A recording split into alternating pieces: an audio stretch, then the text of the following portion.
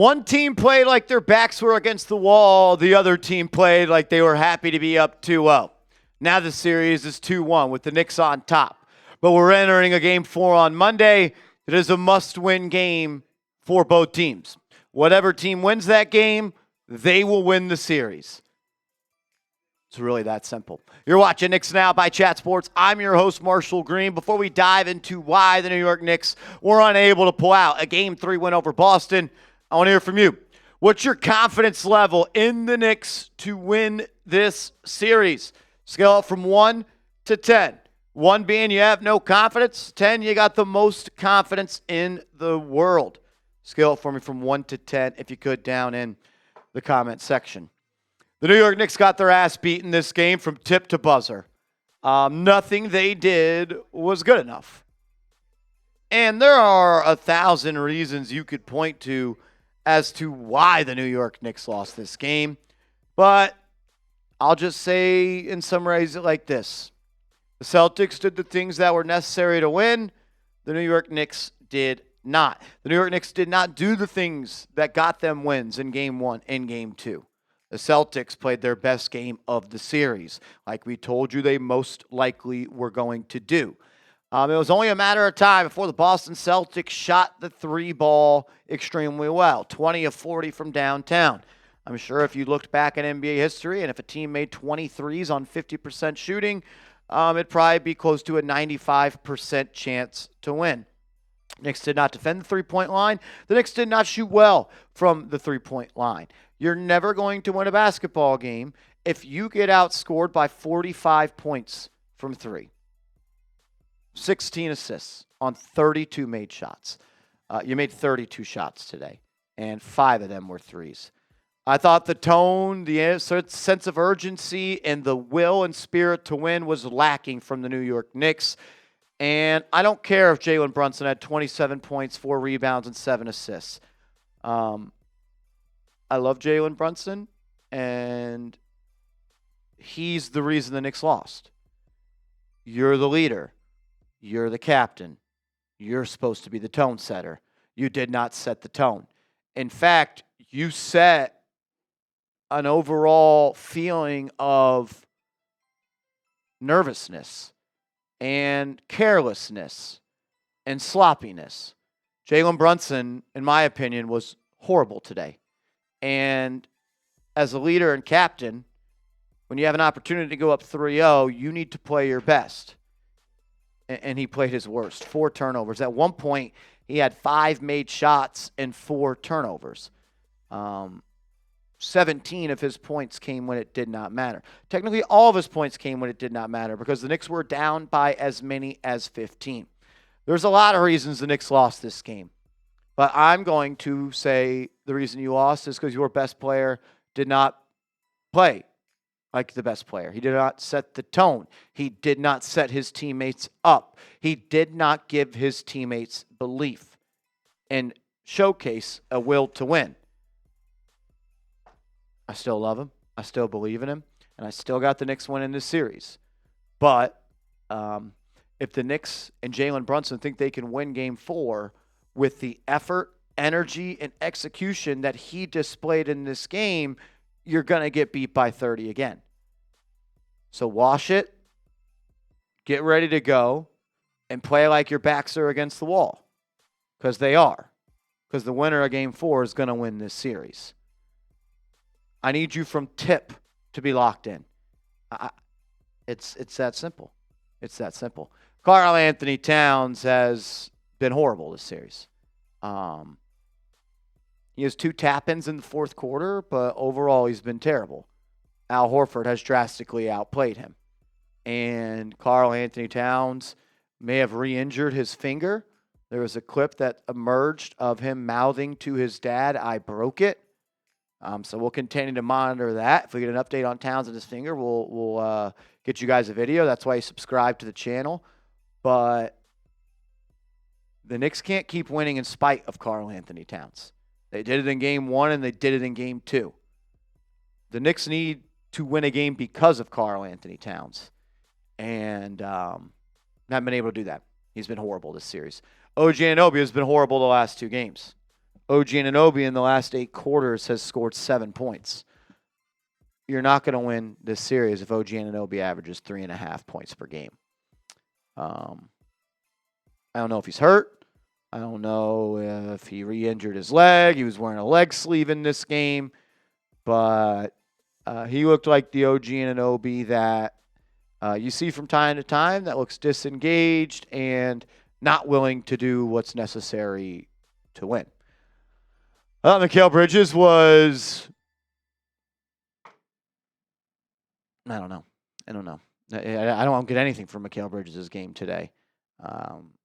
Missed a lot of open shots. Missed 2 more threes. Was kind of bullied by Jaylen Brown a little bit. And nothing.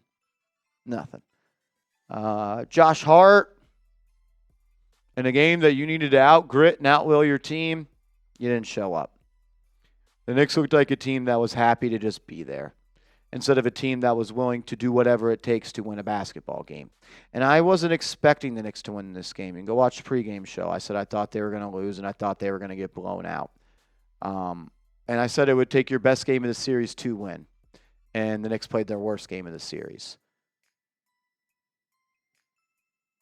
Mitchell Robinson, he's made some really nice plays and had some really nice moments, and at times has kind of taken over games. But he also, I think, missed 5 free throws in the first quarter. And I think he missed 7 on the night. 4 for 12. He missed 8 free throws. Yeah, he's got to be better. Just got to be better. Look, I picked the Celtics to win this series in 6. I thought once the Knicks won game 1, they could win this series. I thought once they won game 2, they could definitely win this series. I never thought it would be Knicks in 4. But the effort that they put forward today was very disheartening, very lackadaisical, and they played like a team for the second year in a row that hasn't been able to maximize and take advantage of their opportunities. You were up 2-0 against the Indiana Pacers, and you lost the next 2 games. And then injuries creeped in, and you lost the series. It tells me you didn't learn anything from last year. And losses can't be lessons unless you learn and grow from them. And the Knicks did the same thing 2 years in a row now.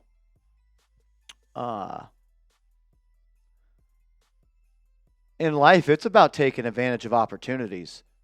School, sports, profession, relationships. Like, life is about taking advantage of your opportunities and your chances. And the Knicks had an opportunity to go up 3-0, and they didn't show up. Boston had 72 points at the half.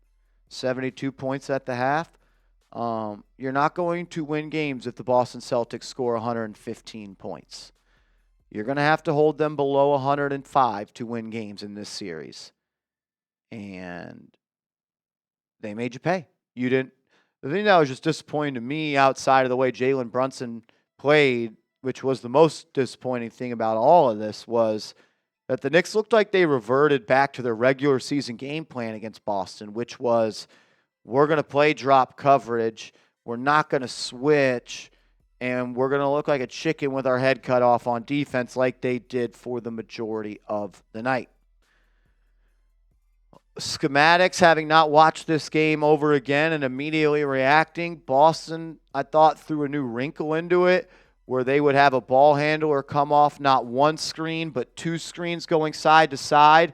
More often than not, it would be Brunson's man setting the initial screen, and then he would try to fight over, and he would show too much, and then they would over pursue, and then it would result in a wide open 3. I'll go watch it again, and I'll talk to people that know more about the X's and O's of hoops than me, but it seemed like the Knicks really struggled to guard that one. And, like, the role players for Boston showed up.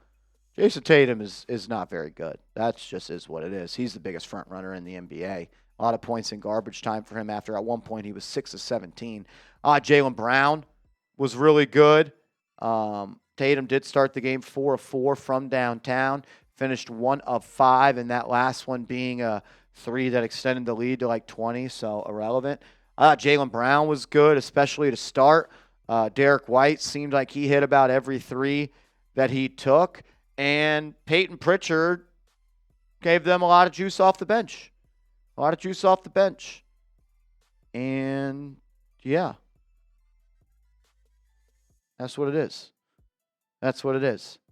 You got punched in the mouth and you didn't pick yourself up. Not one time. You got embarrassed, you got outplayed, and you looked like a team that couldn't hang with them. But it's only 1 loss.